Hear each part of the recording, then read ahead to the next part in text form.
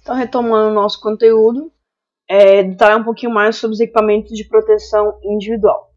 Então, aqui eu coloquei as responsabilidades do empregador e do empregado. Só que antes de falar essas responsabilidades, é importante nós falarmos que quem vai delimitar qual equipamento de proteção individual deve ser usado, via de regra, preconiza-se que seja o SESMIT. Só como nós vimos na imagem anterior, nos slides anteriores, no vídeo anterior, algumas empresas não têm. Então, a empresa que não tiver, essa função de delimitar qual EPI deve ser utilizado ficará por conta da CIP, junto com o empregador.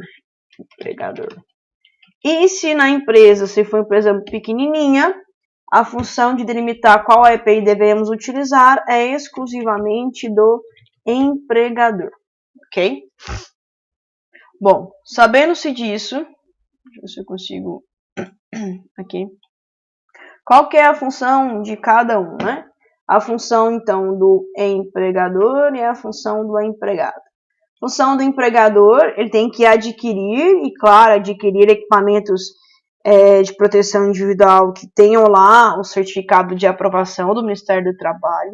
Ele deve exigir o uso do trabalhador, e quando ele exigir esse uso e ele fornecer esse equipamento para o trabalhador, recomenda-se que ele preencha um formulário onde o trabalhador assine, né, que recebeu os equipamentos de proteção individual.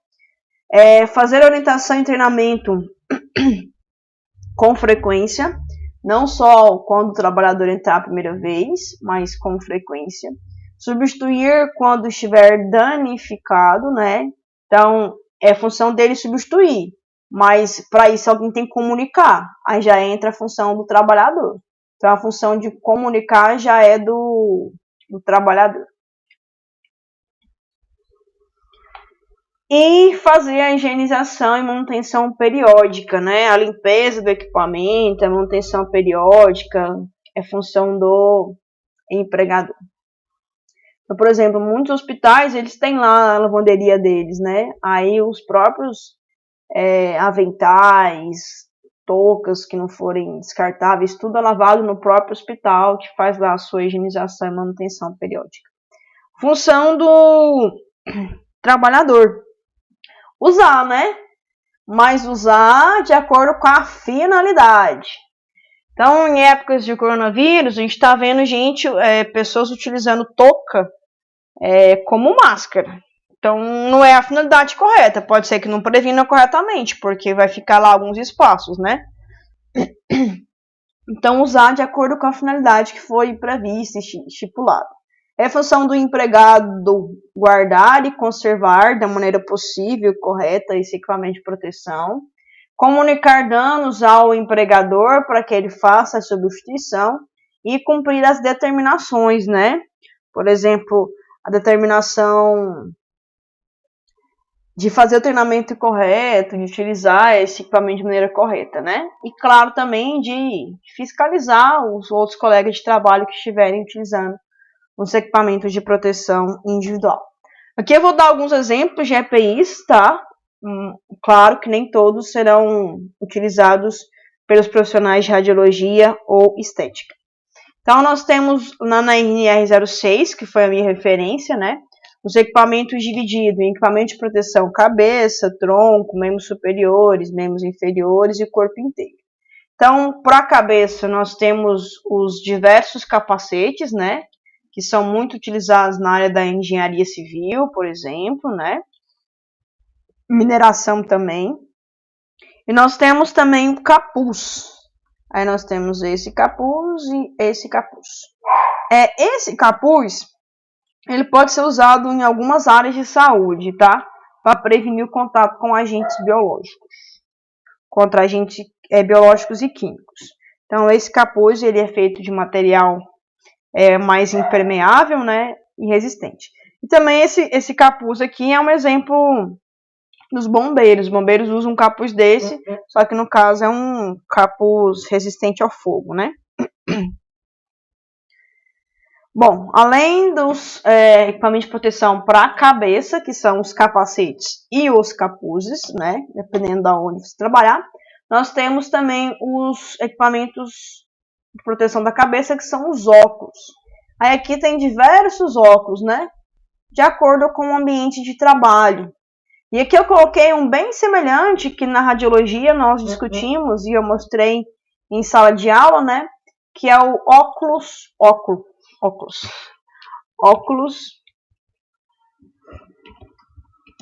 plumbífero. Então esse aqui é bem semelhante mesmo ao que nós mostramos em sala de aula. Ele é um óculos que a lente dele contém chumbo, a lente, a haste, né? Para evitar o contato, então, do olho com a radiação, né? Para bloquear esse contato. Além disso, nós temos aqui outros equipamentos de proteção da cabeça, que são os protetores faciais. E hoje em dia isso aqui está sendo também muito mostrado na TV, né? Então, o protetor facial ele é muito utilizado na área de saúde e está sendo usado mais ainda nos últimos dias aí por conta do coronavírus, porque ele vai minimizar ainda mais o contato com respingos e gotículas, né? Só que esse protetor facial, ele não impede que o paciente tenha que utilizar, o trabalhador tenha que utilizar máscara, tá? Ele é uma proteção a mais. Então, o trabalhador vai usar o protetor facial e também vai utilizar a máscara. Além disso, nós temos aqui também óculos para proteção de radiação solar, dependendo do ambiente que o paciente trabalha. E esse aqui nós já vimos aí, né, durante nossa vida cotidiana, que é a máscara para solda, né? Também é um equipamento de proteção individual, especificamente para a cabeça. E nós temos o equipamento de proteção auditiva. Eu acho que talvez algumas pessoas da radiologia irão utilizar esses equipamentos, porque os equipamentos da radiologia são bastante barulhentos, né? Mas não é muito comum esse uso no dia a dia, né? São os equipamentos para proteção auditiva em lugares onde temos uma exposição intensa a barulhos contínuos e altos, né? Então, isso aqui é muito comum, por exemplo, nos aeroportos, né? Nós vemos isso aí. Bom, proteção respiratória, esse é comum tanto para radiologia quanto para estética, né? Que são basicamente as máscaras, tá? Aqui eu não coloquei as máscaras simples, as máscaras de procedimento, porque elas protegem contra poucas coisas. Então, nos dias atuais mesmo, para evitar o coronavírus, o que é recomendado não é aquela máscara branca de TNT. Ela vai proteger? Até que vai, ela minimiza um pouco a exposição. Mas o ideal é essas máscaras aqui com filtros.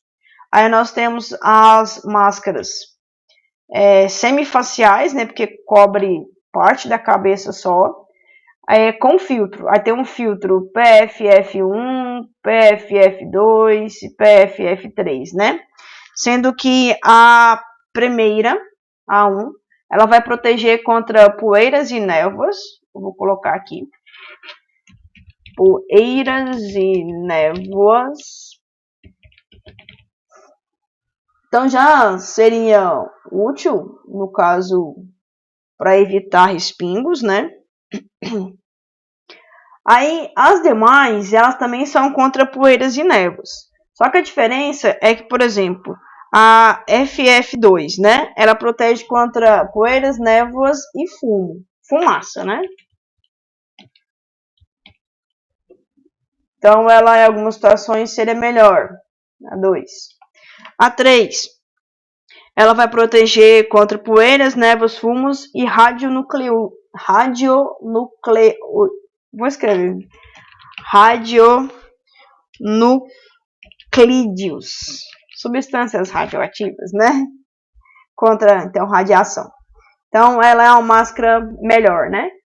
Então, entre essas aqui, hoje em dia, preconiza-se o uso, então, da PFF1 ou PFF2 para evitar o contato contra partículas, né, virais. Além disso, nós temos a proteção respiratória de equipamentos utilizados mais de uma vez. Então, esses aqui são equipamentos, todos esses são máscaras descartáveis, né? Todas essas explicadas aqui são descartáveis. Utilizou uma vez, recomenda-se o descarte, né? Também a utilização aí, é recomendado utilizar 2, 3 horas no máximo e já fazer o descarte, né? Só que dependendo de onde trabalhe, pode ser utilizada uma máscara que ela é reutilizada. É de uso individual, então é um trabalhador por vez, e se for usar mais de um trabalhador, tem que fazer asepsia, que são os respiradores. Então, os respiradores, eles são de uso reutilizável.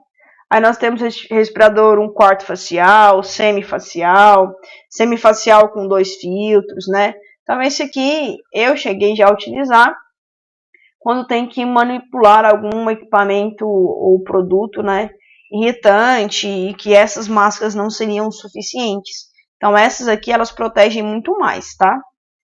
Mas ninguém vai ficar andando com isso na rua, né? E elas são de uso várias vezes. Além disso, nós temos também a máscara panorâmica. Essa aqui é comum, a gente vê aqueles profissionais que tem que utilizar um capuz completo. Então, é a máscara que tem os 2 filtros e protege a face inteira, né? E nós temos também os respiradores com purificador de ar, onde isso aqui, ó, é o purificador. Então, o trabalhador pode ficar usando isso durante várias e várias horas, né? E que o ar será purificado. E nós temos também com o galão de oxigênio, né? No caso de ambientes onde a respiração fica comprometida, por exemplo, os bombeiros. Então, esses são equipamentos de proteção individual que levam a proteção respiratória. A proteção do tronco, nós temos aí o macacão, né, de segurança. Hoje em dia é muito comum nós vermos isso aí em filmes, seriados, né? Então, na área biológica, nós temos esse macacão de segurança. E nós temos também outros macacões. Esse aqui, por exemplo, é na área da apicultura, né? Vai proteger aí. Colete à prova de balas, né? Entre outros aí, que protegem contra riscos de origem térmica, mecânica, química, radioativa, meteorológica e umidade, né? Equipamentos de proteção para membros superiores. Aí nós temos aqui a braçadeira, que ela vai proteger, então, uma região do braço, que pode ser o antebraço apenas, ou pode ser o braço inteiro. Isso aqui é comum a gente ver, por exemplo, em açougues, então na área da saúde não é comum. Na área da saúde que nós teremos serão as luvas de látex comum, né? Tanto para radiologia quanto para estética, essas luvas são utilizadas, então, para minimizar o contato com agentes principalmente biológicos e, em algumas condições, agentes químicos também. Nós temos as luvas também de PVC, que são mais grossas, de manta de alumínio, né, açougueiro, entre outras condições. Então, cada luva terá a sua utilização própria. Equipamento de proteção agora de membros inferiores. Aí nós temos esse equipamento que é a pernedeira, né, que vai proteger a perna inteira, inclusive já com a bota. Esse equipamento é para pessoas que trabalham com umidade, tá? Aí protege o contato da pele com a umidade constante. Para o profissional da saúde, o que nós iremos utilizar então são sapatos fechados. No ambiente hospitalar é muito utilizado nesse sentido aqui, né? Ou sapatos fechados comuns, né? Que evite então o contato de substâncias com o pé. Então, repare que nenhuma das imagens aqui nós temos sapatilhas, tá? Então, sapatilha é errado. Bom, uma vez então que nós tenhamos a proteção individual, esse equipamento de proteção individual não é o suficiente para garantir a segurança do trabalhador. É necessário também os equipamentos de proteção coletiva.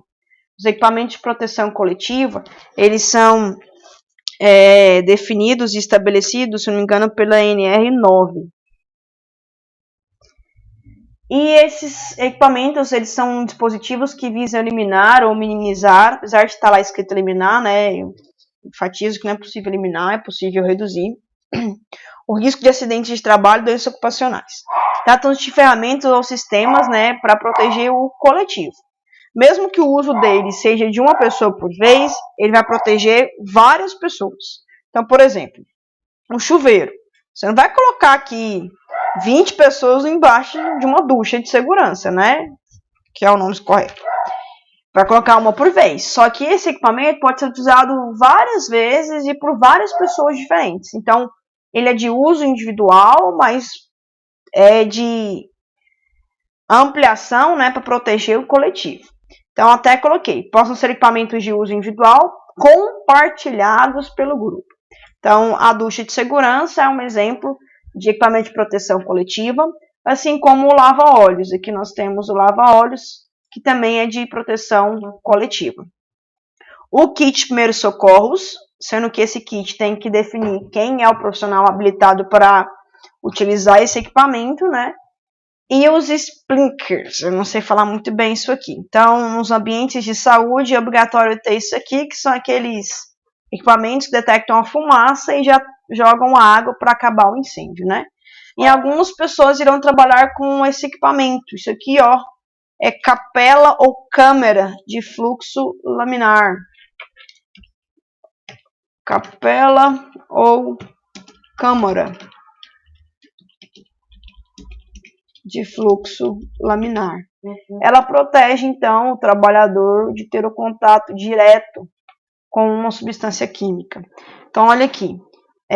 Isso aqui nós temos uma barreira, que é o vidro, e aqui nós temos outra barreira, que é o vento. Então, aqui constantemente está sendo jogado vento de baixo para cima, fornecendo uma outra barreira física para que o trabalhador não tenha contato. Então, esse trabalhador aqui está o mais seguro possível, né? Ele está manipulando uma substância, pode ser química ou biológica, dentro da capela, com luva, com avental de manga comprida, com máscara e com protetor facial e, por último, com touca, né? Então, ele está realmente muito protegido. Bom, então olha aqui essa imagem, né? Especificamente para o curso de radiologia. Então, nessa imagem, nós temos aqui um trabalhador que vai aí, o que nós chamamos de bater a chapa, né? Então, ele vai aqui fazer o raio-x desse paciente e o paciente está aqui protegido, tem algumas coisas, e ele vai falar que vai, de fato, acionar o equipamento. Todo mundo sai correndo, né? Eu ainda quero ter filho, espera aí, galera, sai da frente que vão bater o raio, espera aí, moço, deixa eu esconder. Por quê?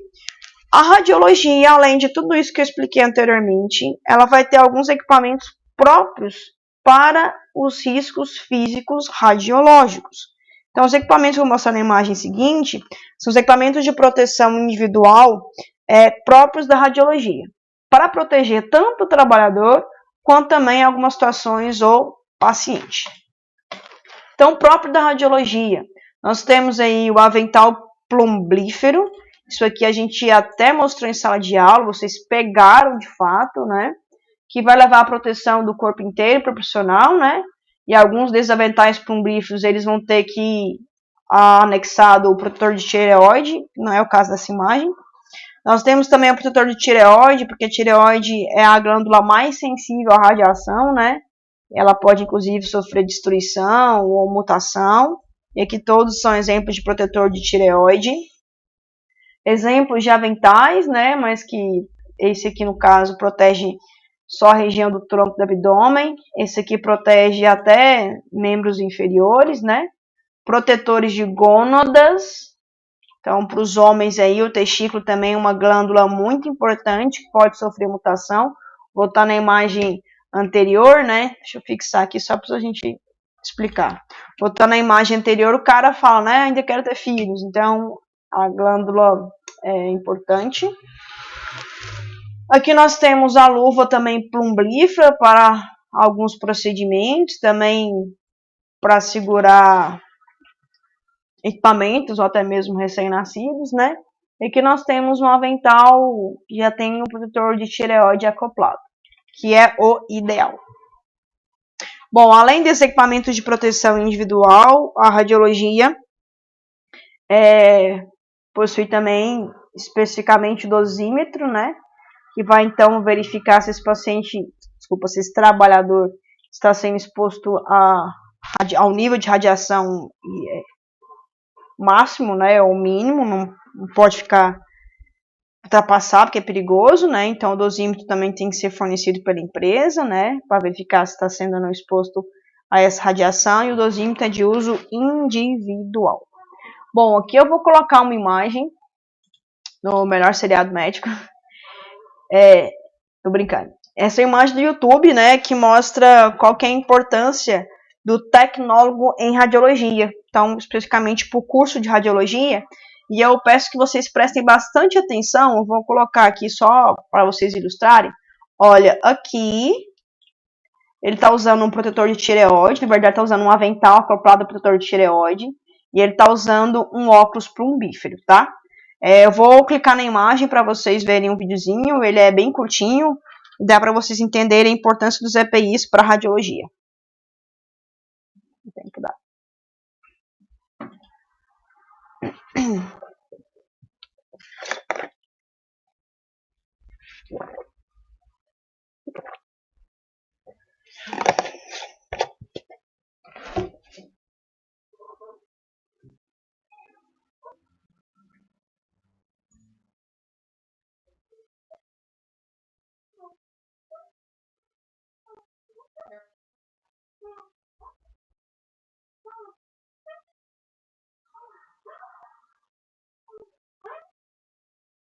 Eu vou voltar aqui algumas imagens que é importante. Então, esse vídeo eu vou colocar o link lá para vocês, né?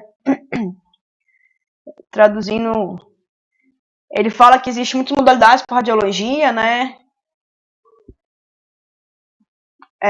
Ressonância, CT, que é foscopia, ultrassom, endovaginal, nuclear. Cada modalidade tem o seu tecnólogo em radiologia. Ó, essa imagem é fundamental para vocês entenderem a importância dos EPIs para radiologia. Ela está aqui vestindo, né, um avental e colocando aqui a parte específica do protetor de tireoide, né? E repara que ela está com o cabelo preso, tá? Eu vou aumentar a imagem, não sei porque eu estou usando a imagem pequena.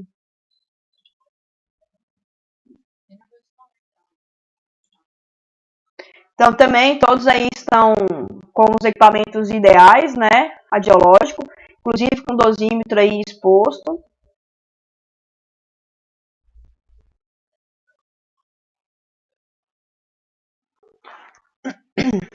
Então, estão preparando os equipamentos, né, substâncias radiológicas.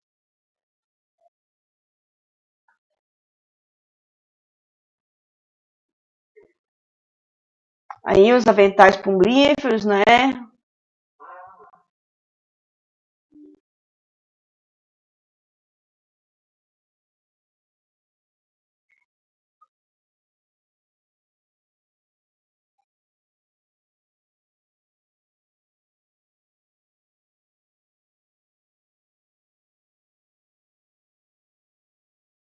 Esse avental é bem bonitão, hein.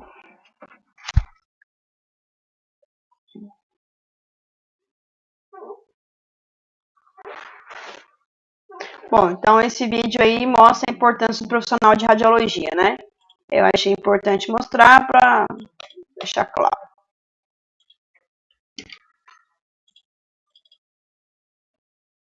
Ok. Então, esse profissional tem que ter adequadamente protegido, né? Para evitar a exposição mínima, né, à radiação ionizante. Além disso, o profissional de radiologia também tem os equipamentos de proteção coletivas, né? Que são os equipamentos que contêm chumbo, né? A argamassa, a massa baritada, visores radiológicos, também conhecido como visores plumbíferos, portas radiológicas com visores radiológicos, lençóis de chumbo, biombos plumbíferos, que é o que nós mais vemos, né, quando nós fazemos algum tipo de procedimento no hospital, e também biombos odontológicos, né? Então, isso aqui tudo tem que ser feito e arquitetado, né, para evitar que a radiação presente no ambiente passe para outra sala. Bom, para que todos os cursos estética e radiologia compreendam a necessidade e a importância dos equipamentos de proteção individual e coletivo, recomendo veementemente que vocês assistam o filme Epidemia. Ele está disponível tanto no Netflix quanto no YouTube. Também esse filme ele é bem contemporâneo, porque apesar de ser de 15 anos atrás, ele mostra uma realidade atual, né? E ele mostra, vou pegar um trechinho dele aqui, que mostra os equipamentos de proteção, os vários tipos. Então vamos ver aqui então um trechinho que mostra esses equipamentos. Ele está indo para o setor de virologia, né? Aí tem a mulher de jaleco, mas você está usando jaleco errado, aberto. O jaleco tem que usar fechado. A máscara também não é no queixo, né? Então aqui é um setor com produtos não muito perigosos, né? Com a formal de biossegurança nível 1. Então ninguém está usando luva, né? Somente o avental mesmo. Calça e sapato fechado, então não pode ser usado de saia, tem que ser calça que proteja, né? Aí quando vai aumentar a segurança, aí já tá usando luva, máscara, repara que é aquela máscara com filtro, né? A máscara simples, ele tirou a máscara errada, não tira a máscara assim, tira pelo elástico, né? Agora vai para o nível 3, que é um nível mais perigoso ainda, com substâncias mais inofensivas, né? Mais nocivas, desculpa. Aí estão usando também cabines de segurança, né? Máscaras.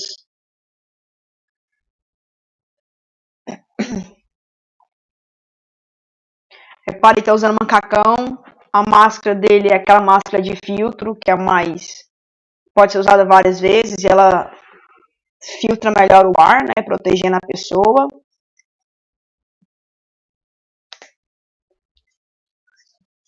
E agora vai para o nível 4, que é de substâncias químicas mais perigosas ainda. Por exemplo, o coronavírus tem que ser estudado em laboratório de segurança de nível 4, porque é uma substância muito contagiosa, né?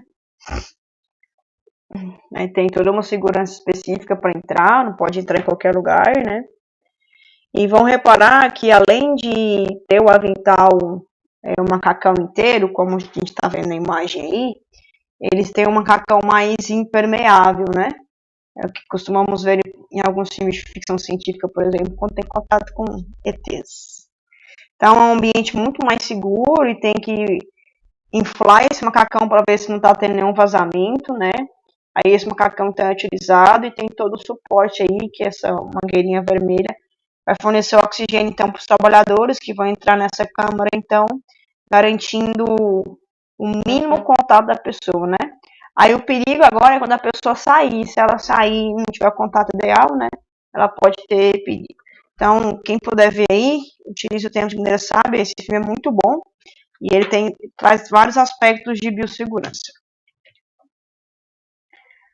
Bom, todos os equipamentos de proteção, tanto individual quanto coletivo, eles visam minimizar a exposição do trabalhador aos riscos.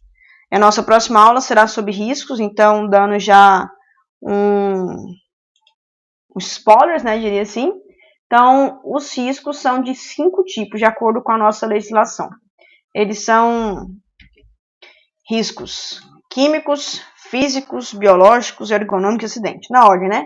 Riscos físicos, radiação, temperatura, umidade. Riscos biológicos, bactérias, vírus, fungos.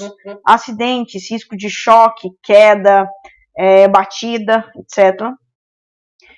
Riscos ergonômicos, que são, então, substâncias químicas, né, nocivas. E riscos ergonômicos, risco de lesão por esforço repetitivo, risco de pressão psicológica, entre outros. Então, esses todos nós iremos discutir na próxima aula, na semana que vem.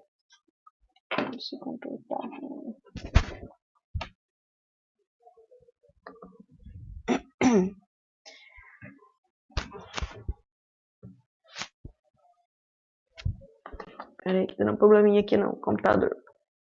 Isso. Bom, então nós temos risco efetivo, risco inerente. O risco inerente é característico da substância e está relacionado com a propriedade química e física. Então, por exemplo, o césio ele tem o seu risco inerente, nós sabemos que é uma substância radiológica, né? Só que não quer dizer que o césio vai causar algum acidente radiológico, que depende do risco efetivo, que é de fato a probabilidade de termos contato com essa substância e de termos algum tipo de lesão, né? Então, toda substância tem um risco inerente, característica física e química dela, e esse risco inerente ele é correlacionado ao risco efetivo, de nós, de fato, nos expormos a esse agente. E, por último, é o dano e a consequência, né? O dano é, de fato, a consequência, a lesão, a concretização do risco, né? Ok? Então, é importante nós definirmos e diferenciarmos esses assuntos aí.